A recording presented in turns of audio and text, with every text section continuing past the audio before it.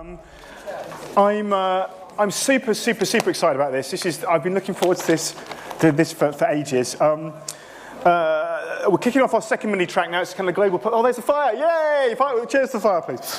We're kicking off a second mini track, which is focused on global publishing opportunities. But the first start of that is kind of a real superstar session with two genuine games industry legends and me. So that's good. So I've been fortunate to know both of them for many years. And anyone who's ever used Unity or flung an Angry Bird in anger, or been to Slush or various things, should need no introduction. But I'm going to do a quick one anyway. So on my left, we have the mighty Eagle himself, no longer allowed to wear the shirt, but he's still got a red hoodie, that's good. Whose CV includes being a senior VP at HP, co-founding Mobile Monday, founding Slush, and helping Rovio and Angry Birds become the most iconic mobile game on the planet, which I think Rovio announced they had 4 billion downloads just the other week. Yeah, a billion there. Billion here, that's incredible. I remember when you were saying there was going to be 1 billion downloads, everyone was laughing, it was incredible. And obviously, and now you're the kind of co-founder or involved in Lightyear, and you're investor in various projects from Chinese investment in Finland to tunnels to Estonia, I understand. Yeah. So I'm gonna just tell us what you're up to, and then I'll get introduced, David. What else are you up to at the moment that I've missed? Yeah, so basically I left the day-to-day kind of like operations Rovio about a year and a half ago. So that was kind of like once we had our first movie out, made that #1 in 52 countries, so China, US, Russia, forgot the movie, the planet. And then I thought that it's like a good time to start focusing on something bigger. And then I was like, okay, so what could be bigger? I said, okay, there's this little thing called education. So we happen to be pretty well known for that in Finland. So we probably have the best kind of like educational system on the planet. And I think that's also actually why we have fantastic games companies, because our educational system doesn't like kill initiative, doesn't kill creativity. So we end up with like crazy Finnish people making crazy games. So I think education is super important. And then I was told about, okay, yeah, but like as a business. And actually education is the second biggest business on the planet after food, 6.3 trillion. So then, talking to my Chinese friends and Asian friends, they have a school system where you spend all your wake hours going to school. So there's like school and like no life. And then I look at my own kids, they go to school like 9 or 10 in the morning, they get home 1 or 2, and then after that they go out and play, and then they have like 15 minutes of homework or so, and they actually kind of like end up great. And they'll make, great games and great, like new products in the future. So I thought, okay, we can reduce the size of the educational market to half. So go from 6.3 trillion to 3 trillion, and then over the next 10 years, together with some of the companies that I've started or like just working together with, we're going to capture 10% because we're like modest Finnish people. So that, do the math, it's only 300 billion a year. So good luck. That's good. Over the next 10 years. So that's one of the big things. And then I'm also building a tunnel. But yeah, let's... He's also building a tunnel, so that's good. Yeah, we couldn't go through the entire CV. We're here well. Likewise, on my right, I have David Helgason, who's founder and for 12 years CEO of Unity. Got a bit bored of that. I've been CEO for 12 years. I'm still here. Well, what's the secret? So obviously Unity, the famous development engine that's done more than any, arguably, to democratize game making and enable cross-platform development. And Unity have offices all over the place now: San Francisco, Canada, China, Colombia, Denmark, Finland, Helsinki, of course, and the UK as well. As well as that, though, you also serve on the board of like a lot of companies. I was doing some research. Some within, as an investor and advisor, some within games and some outside games. I know you're involved in QuizUp, Raw Fury. Well, they've since been sold off. Well, you were involved with QuizUp. I was involved, yes. And Raw Fury, I know you've kind of recently involved with that, and Lockwood. There's a lot of, and you do that on your own and also through the Nordic Makers Group, right? So is there anything else you're doing right now you can talk about that I haven't mentioned? No, well... No. I mean, I just, since I, stopped being CEO of Unity, I have a lot of time on my hands. And so I'm sort of just kind of traveling the world, meeting interesting people and giving them advice or helping them out with money and so on. It's kind of a love affair with the entrepreneurial ecosystem, which is a lot of fun. Sounds awful. No, that's brilliant. One creepy one. So before we kind of look ahead, I just want to talk a little bit about the sort of tipping points in the industry so far. I know it's something I've spoken to you about in the past, and we've obviously, we're launched into the mobile space, and the arrival of mobile games is a massive tipping point in the games industry generally. We're allowed to talk not just about mobile, we can go beyond that. So what else in your kind of tenure at Unity do you see as the kind of the major things that have made a big difference, the trends that made a big difference? I mean, what's really wonderful about the game industry is that it changes really, really fast. Yeah. So I mean that's interesting. It's fun, but it also kind of creates opportunities all the time, right? Yeah. So, however, nothing is as big, and probably nothing. Well, maybe nothing will ever be quite as big as the revolution of mobile. Yeah. Just because you went, from sort of the biggest marketplaces in the world were like a few hundred million people, and now you have something that's like half the world's population, and we don't have another kind of growth like that ahead of us. That's the biggest technology in the world, isn't it? So I mean, you can have other big kind of things happen, like AR will be big, and exactly how we don't know, but mobile has been insane. We're excited about VR, we're excited about AR. VR has frustrated us to some level. AR is tickling us, but a lot of other good things happening. Just the opening up, sort of partially of China has been really great. A lot of opportunities there. Yeah. We'll come on to so many things happening. We'll come on to all that. That's all right. So I think that the first one is just. And is there anything else? What has been mobile was a massive tip point for the games industry. It's helped it grow to this $100 billion business. Is there anything else that's happened in the last couple of years that you think, or last decade, that was the most significant that we can look back to before we look forward? Yeah, but I think actually it's very good to look back at kind of like how mobile actually happened because. It didn't happen kind of like overnight, and if you're Finnish, you know that iPhone was not the first phone. So Nokia, they had a thing. I don't remember. Yeah, I mean they had like something to it, but even before kind of like that, we had stuff going on. But I think what is very interesting that now, of course, mobile is just like it's water or like the air we breathe and all that. That it's like, of course, everybody has a smartphone. I mean, that's just like a given, and it's like nobody even questions that. But I've been around for a while, and I still remember when I, tried to convince my American friends that this mobile thing is going to be huge. And then I was told that, hey, Peter, in the US, we have so many pay phones, we don't need mobile phones. So, that was, of course, a while ago, but not that long ago. I mean, this was like the late 90s when I was told that.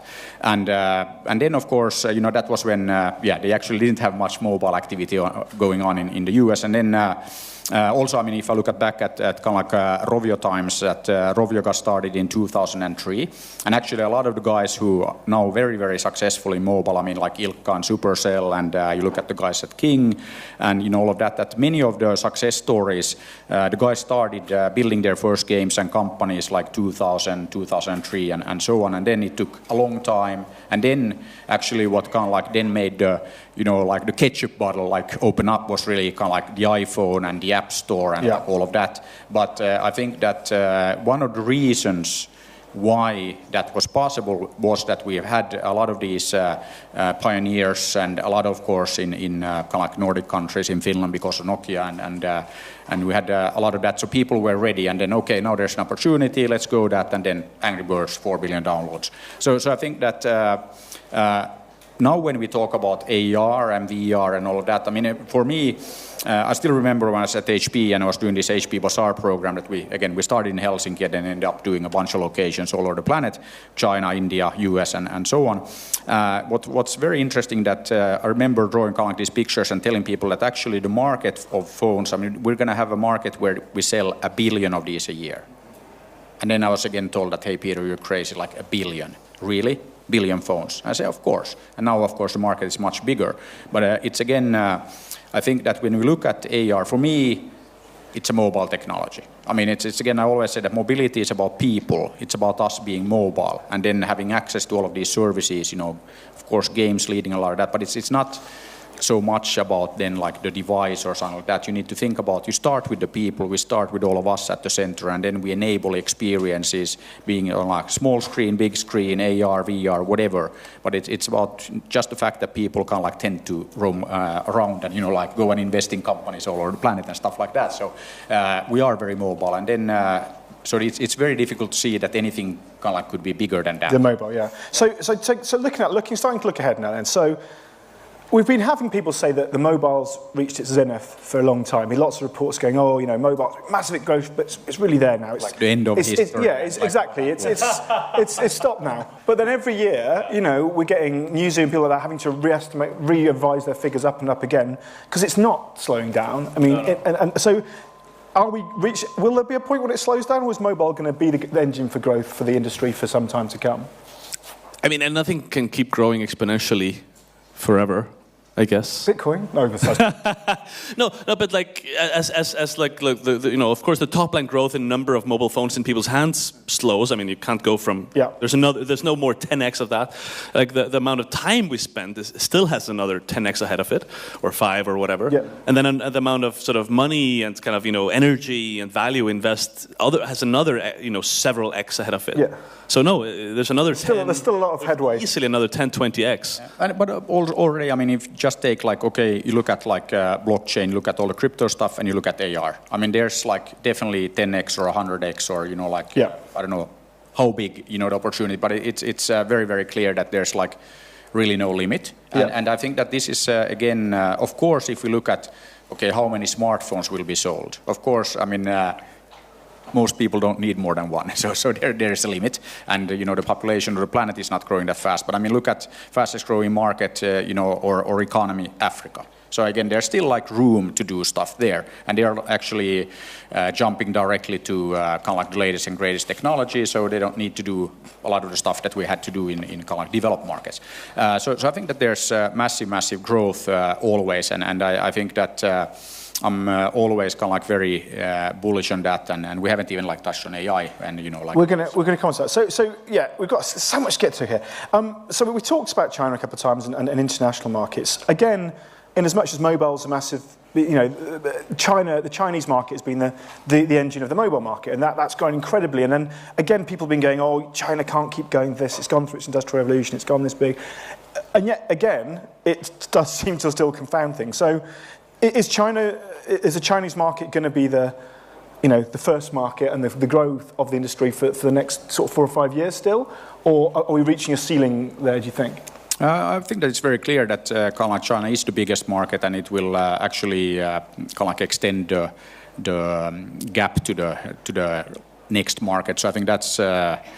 I don't see any reason why that wouldn't be the case, and then I think also it'll sort of keep being the biggest market of all in our lifetimes, right? There's no going back from that. Yeah, exactly. I mean, it's just population, and then you look at like the growth of the economy and like what they're doing. So, I mean, again. I go to China like twice a month, so I was just like there last week and then going there again on Sunday and all of that. And what I always like to say here is that 我在北京被学大学写了8个星期的汉语，但是我的汉语还不完美。So I studied Chinese for 8 weeks, and that's why my Chinese is not yet perfect. But I think it's very, very important that in order for us to understand what's going on in the world and also to understand what's going on in games, there's no way around the fact that you have to understand what's going on in China. I mean, it's as simple as that. And I think that, yes, it's a huge market. It's also like a different market, but I mean, so is the US and so is Japan. And I think that we have this illusion because most of us kind of like grew up with, American TV series and movies and all that we actually understand America. And then Trump happens. So, so I think that in order to understand any given market, you have to be there, you have to talk to the people. And this is true for the US, for the UK. Sure. I don't understand you guys either. Yeah, no, I'm not. I don't understand them either, so that's fine. And it's very much true for China, obviously. So I mean, obviously from a Unity perspective, you guys you have a massive pool of developers, so quite small developers and mid-sized, big. I mean, we're talking about China. Are those companies missed the boat, or do need to be thinking? Do indie developers need to be thinking about the Chinese market? They need to get out there and understand it and see that is going to be China first, or is it? Maybe not China first. Maybe not China first, but it's hard to make a game, right? It takes months, years to make a game. If you don't spend like a few hours or a couple of days thinking about China, you're being kind of stupid. Okay. And I've actually just today been talking to developers that are like they've put out their games just like they make them with no modifications, no localization, and done quite well. I mean, you can do even better probably if you localize, but you should definitely be considering China. And you can self-publish to some level, sort of. I learned a hack that I'm not going to put on stage here, but like about how to get into China. Why not? There's hardly anybody here. It's fine. Is this being recorded? Afterwards, definitely. Don't worry about it. It's fine. No, but so of course you should. And by the way, like you go back 2 years, like it was clear, like everything had to be free to play and very sort of aggressive in China, and now they seem to really like premium games. Yeah, no, there's a big. So that's working, and I've heard about indie developers with like very kind of neat, beautiful games that traditionally had no play in China, making more revenue from the Chinese market than from the US market. Specifically through Steam on the PC. Yeah, look at Steam in China. Yeah, absolutely. Massive. Yeah. And the other Steams in China, they will always have a lot. Yeah. 50 Steams, yeah. Okay. Which is wonderful. I mean, like another revenue stream is kind of a godsend to these guys. Yeah. We're going to switch. We talked about like VR and AR a little bit now, and I think that's kind of we've got XR Connects here. We've covered it for the last couple of years. We've been in that space. And I think it's no great surprise for people to say it's been a little bit of a false dawn in some respects. But I know that Unity, especially, the tool of choice for a lot of VR development.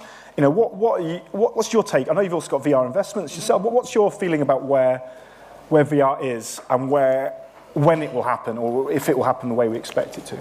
Yeah, I mean, it's just gone slower, but it's still there. Like I think somebody predicted a couple of years ago that there will never be a time again where there's no VR headsets for sale, and that's clearly true. Like they're not going away. There's a few people that are making profitable, making profits from their products, which has obviously started a flywheel. So that's not going away. It's just damn slow. Yeah. And we used to say then AR is coming much further down the line, and maybe it's being flipped. Maybe AR is happening faster. Or will happen faster when it happens. But I don't know. Do you think either of you with VR, there's a thing that needs to happen? Is it a hardware? I mean, it seems to me the technology seems pretty decent. I mean, I thought it was good enough, but like people don't seem to take to it. Like I don't know. I mean, sorry. Yeah, I don't know. I don't think there is not really like some kind of like massive like pent up demand for like VR. I think that it's kind of like we as an industry have created a lot of that like demand that or the illusion of that demand that is not really kind of like there.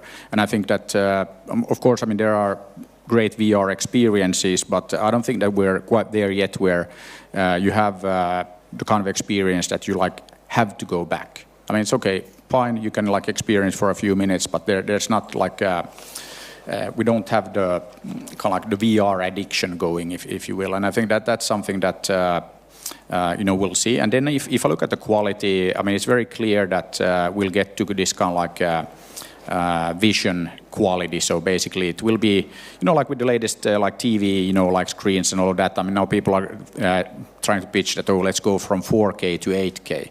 And you can't like see the difference if you're sitting, like just 2 meters away or something like that. So, why would I buy that? And I think the bandwidth you need to deliver kind of like the experience is 24 times bigger or something like that. And we all know the status of the networks in some of the even like very developed markets. So yeah, good luck with that. But I think that VR will be at like this, it will be as good as your eyes, as good as your vision. And then it's kind of like, and I think that will happen on mobile as well. Like just look at the screen technology and all that. So I think that the mobile side will be where the kind of like volume is. That's kind of like very clear. Then the question is that, okay, when will that happen? And if I have to predict, I think that it's somewhere between like 3-5 years before we start seeing something like interesting market-wise. It's just been 3 to 5 years for a really long time. But I kind of agree with you. We're a bit closer now, so I used to say like 5 to 7. So yeah. Oh, okay. Well, I didn't, so I suck. Yeah. So you talked about VR, and as you said, the initial thinking was that VR was going to be the gateway, and then AR was this thing in the future was going to come down the tracks. But it does still... AR will happen much bigger, much faster. And we've got experiences now. CES was the AR. It's easy to say now, but in retrospect, I look back and like I realize kind of that the mobile phone kind of killed VR for us because we're so addicted. Whether that's good or bad, to having like this kind of input, like and it's good timing. Your phone going off, then, was it?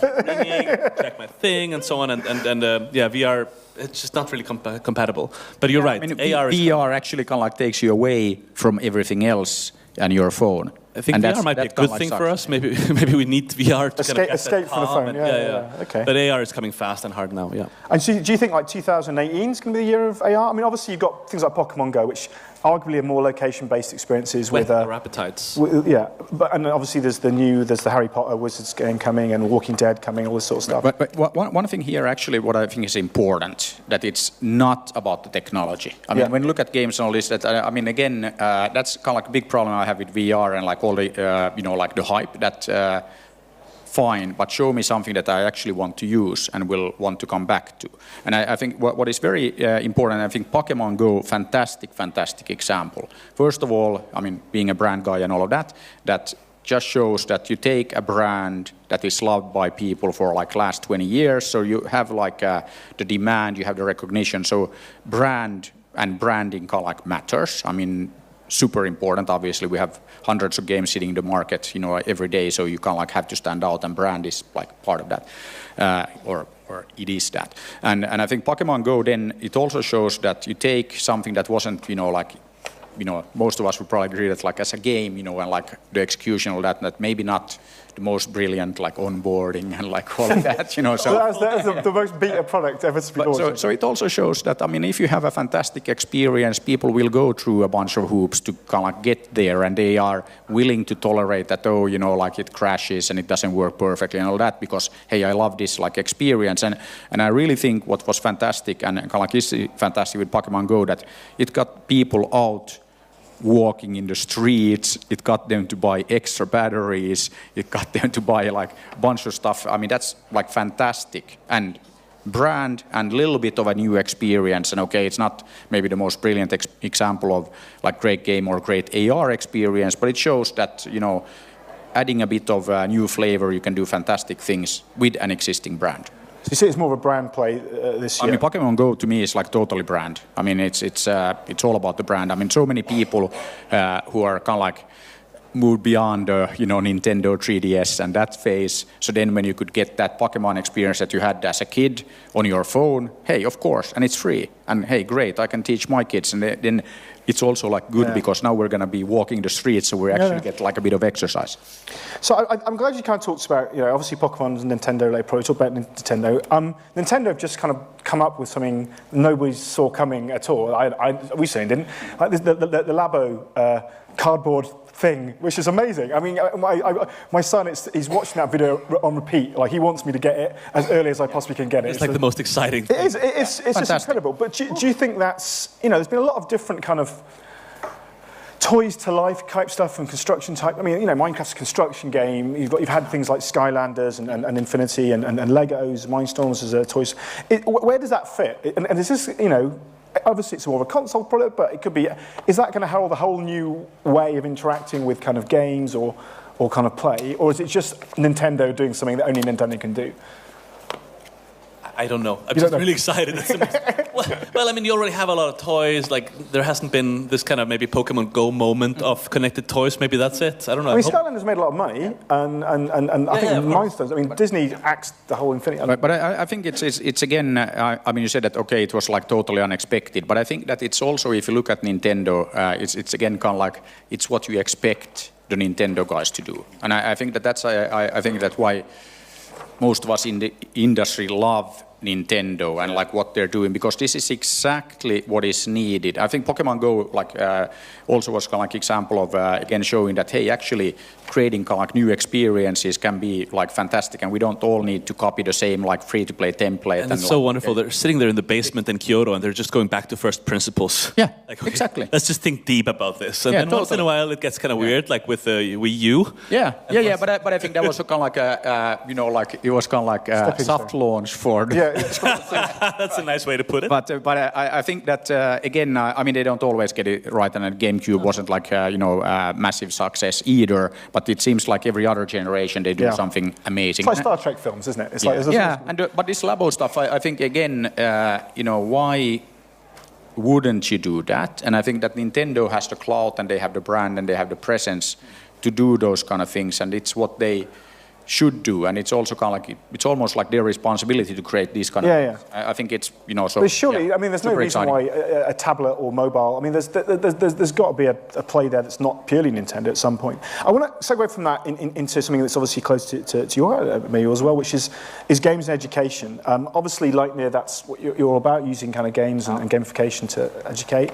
And I think I can see my son already plays Minecraft at school. It's a thing. They do these actual lessons around it, and I know that I'm sure things like Labo will be there. I know that there's a lot of education. Where do you see games and education going in the next couple of years? Do you think it's? Yeah, I think that it's massive opportunity. But then what I always say is that, I mean, if you look at Lightyear, so yes, we're making learning games, but we are unlike pretty much all the other people out there because we are not using learning as an excuse for like a crap game. So, you know, I've heard so many times that, oh, Peter, you have to understand that it's a learning game. That's why it's not fantastic. And it's like, yeah, good luck with getting any kid playing that game. Yeah. I mean, it's like kids are not stupid. So, you know, if they have a chance or a choice of playing a learning game and then, you know, like, say, Pokemon Go or Angry Birds or Clash of Clans or whatever, then, you know, we all know what they will play. Yeah. I mean, it's pretty obvious. So with Lightyear, we actually started by, bringing on board some of the guys who are involved in building Angry Birds. So again, the idea, best character designer, best game designers on the planet. And then we teamed up with CERN, so we got like the best scientists, and then University of Helsinki and Oxford, so the best pedagogues. So, you know, game designers might not be the best pedagogues. The pedagogues, I tell you, are not the best game designers, surprise, surprise.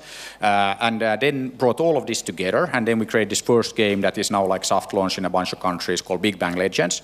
And it's actually been fantastic, taking it to schools. And then we let the kids play the game for 15 minutes. And we actually go there. We had so much fun in Singapore, where they're like a bit like serious about education.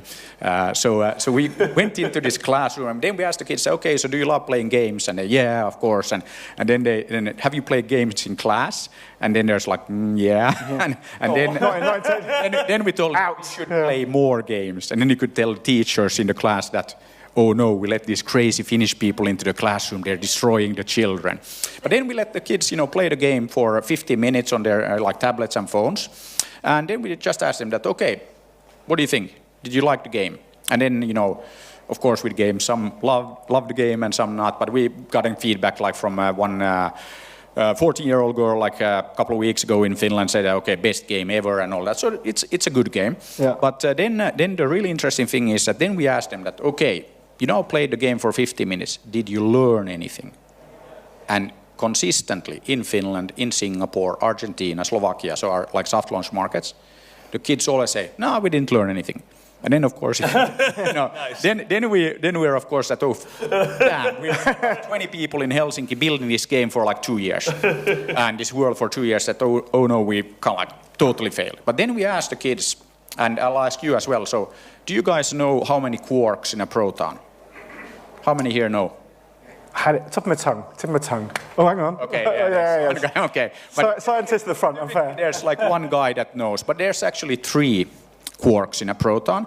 And guess what? After 50 minutes of playing the game, every single kid in the class raises their hand and says 3 after 50 minutes. Then we ask them, okay, cool. So could you name like 5 atoms? You know, 5 of the characters that you found in the game. This is actually neon. 10 protons, by the way. Anyway, so then they say, yeah, of course. And then they go hydrogen, helium, lithium. And then the teacher's reaction, consistent, every place we go, wow. Yeah. Never seen the kids learn so much, so fast, and they were having fun. So short answer is that games will change education everywhere. Okay, so there's big opportunities there. I want to open a couple of questions before we close. So I want to talk also about the role of games in other spheres. I mean, I know that Unity have been working with the kind of film industry and using the engine for prep and certain games and films rather. And obviously you've got projects like Adam, Camp to create stuff. You know, how do you see the crossover between the film industry and the game industry? So for a really long time, we had a feeling there would be something there, and like, you know, the film industry has kind of been using Unity for previs and for sort of all kinds of stage planning and set design and whatever. I mean, that's been exciting and fun to us, and some of the really famous directors have used Unity personally, which is cool. But then there's no money there. Like, there's nothing, you know. But I think it's very clear that that's where the world is going. So I think that, again, it's about creating these worlds, and that's kind of like movies at like small scale, of course, games at big scale. Exactly. And I think that's totally overlapping. And as the technology is getting there, now they really see that they can produce in real time. And like producing in real time is amazing, because then like making their films just becomes like puppeteering or live acting, which is, you know, way cheaper in so many ways for so many reasons. Exactly.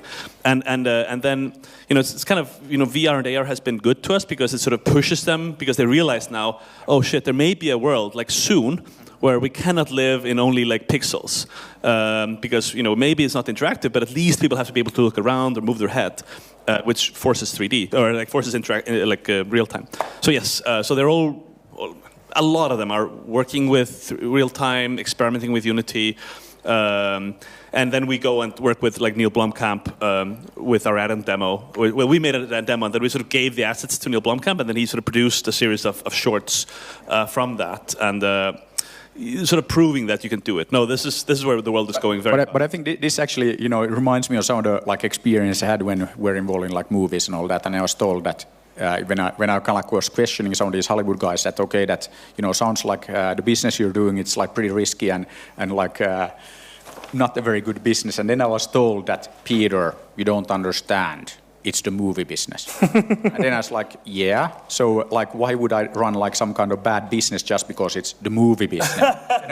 And I think that there's a lot of this kind of problem that when you come from games that then hey you don't David you guys you don't really understand it's the movie business, you can't like it's a smaller business than the games business. Totally, but I think it's like this is like especially with many people in Hollywood, they're like used to being kind of like top of the kind of like food chain, and then why they're like looking down at you in games and every other business because hey guys we are Hollywood, we're like and I think that this is one of the big obstacles, but I think it's absolutely clear that there is a huge. They got a fright out of VR and AR. In a good way. Totally. But I think that also that it's a games industry. I mean, we actually have a lot of people who know how to create these worlds, create these fantastic characters, and all of that. So it's kind of like no different. But I think that the games industry is much more dynamic and open to new ideas. I mean, it's why.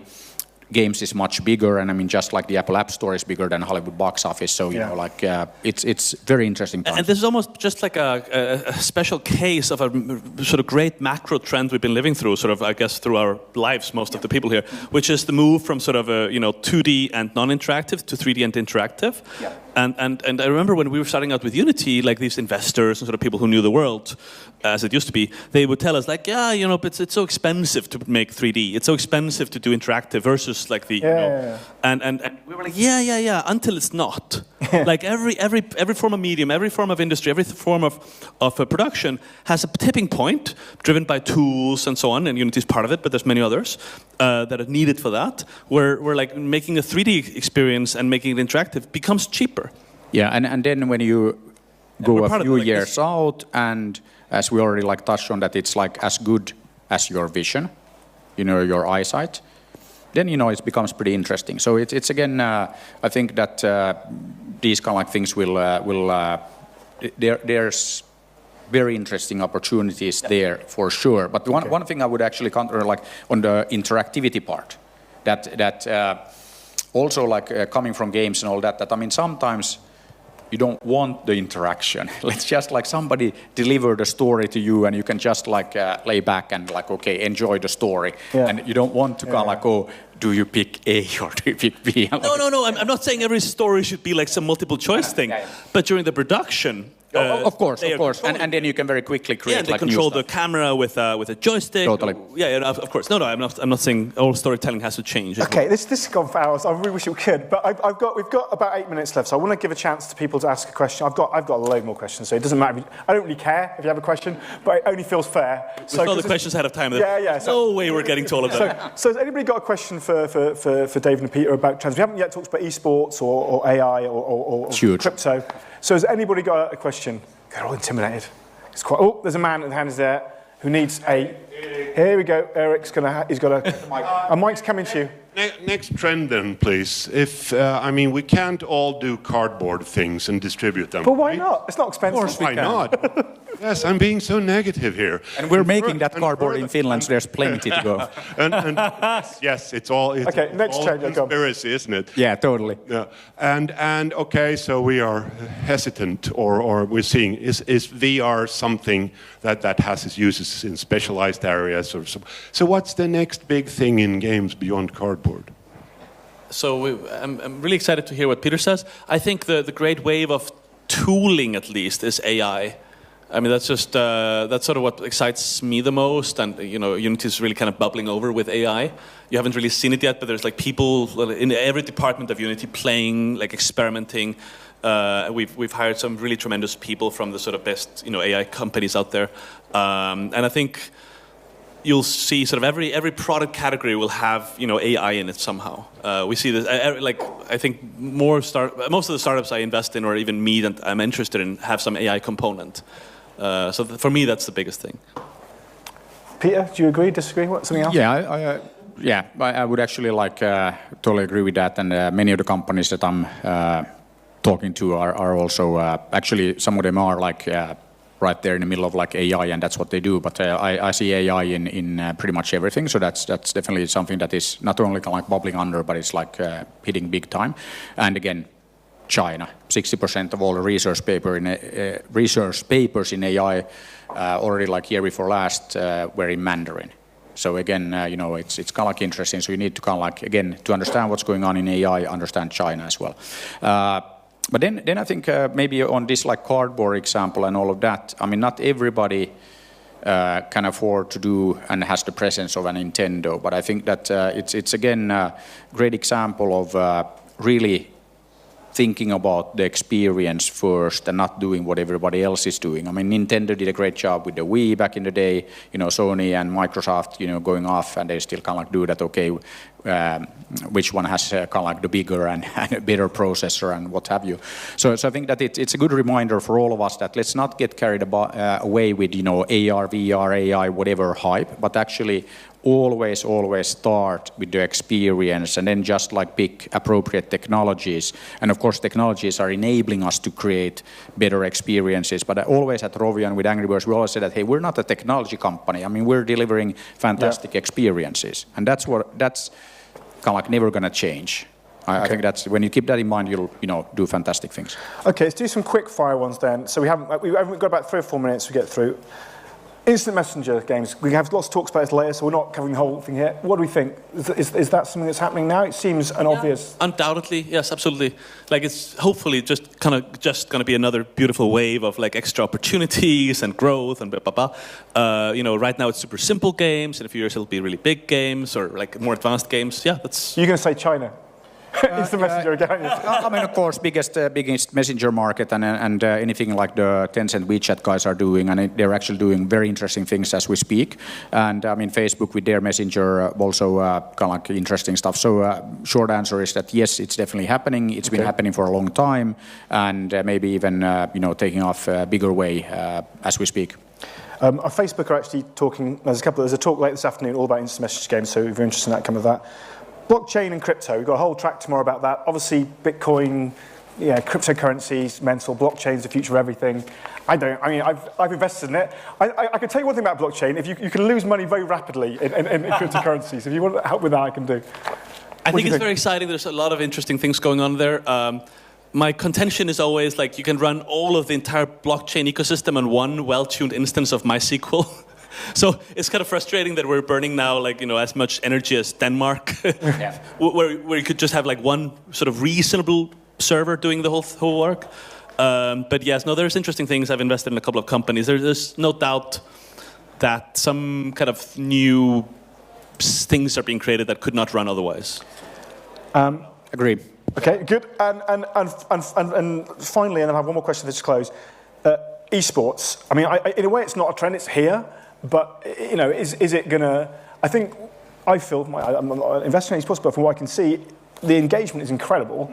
Maybe the revenue hasn't hit in the same way that people expected it to as yet. Do you see esports, mobile esports, is esports going to smash it this year? I know far too little about esports to really say anything about it.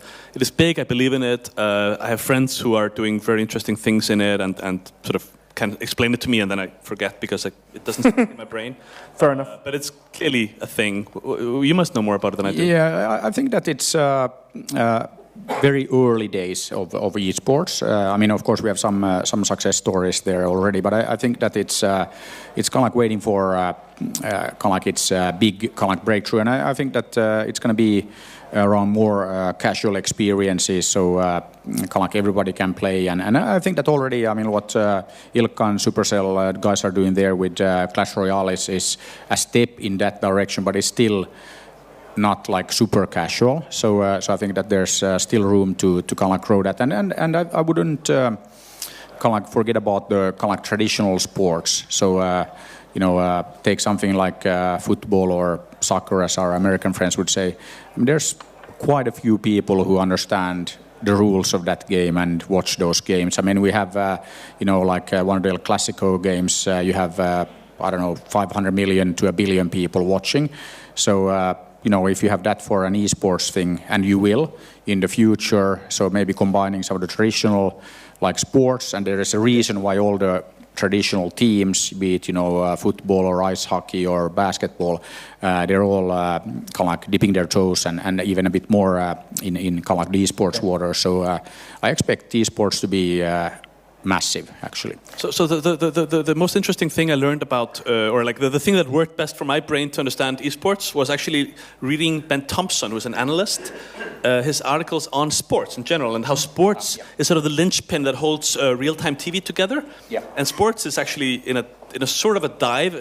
Parts of sports, like the watchers are getting older. Yep. So real-time TV is sort of reliant on esports to happen. So I think that explains some of the energy and money going into it.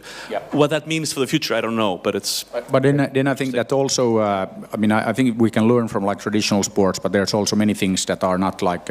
It's a little bit like the Hollywood guys that have their like attitude, and I think in sports also that. There's that's the way sports. It's always been done in a certain way, and I think that we need to kind of like learn how to do that in new ways, because with the technology there's new opportunity, but anyway, it's definitely going to be very big. Final, very super quick answer. We talked about positivity, all opportunities, biggest threat to the industry. Right now, everything's bowling along. The games industry is going, biggest entertainment industry world, bigger. What could knock us off? Is it going to be customer apathy? Is it going to be oversupply? Is there anything that we should be wary of? Anything keeps you up at night? No, he has no fears. No. Abusive monetization, that leads to regulation. That seems to be the greatest threat. But that's one thing. But then I think just like this, race of this like general like ignorance, and of course like Trump and Brexit and like a lot of these kind of things that are big threats like on a pretty high level, because it's like super difficult to understand why that is happening. And I think that is something that, also in the games industry, we have our fair share of like ignorance, and I think that's super bad, and something that we need to kind of like fight. It just makes more difficult to bring people together to create great games and also enjoy great games. Okay, that's really it. I'm sorry I've taken too much time for the next panel. I apologise. Can a big round of applause, please, for David and Peter. Thank you very much. Thank you.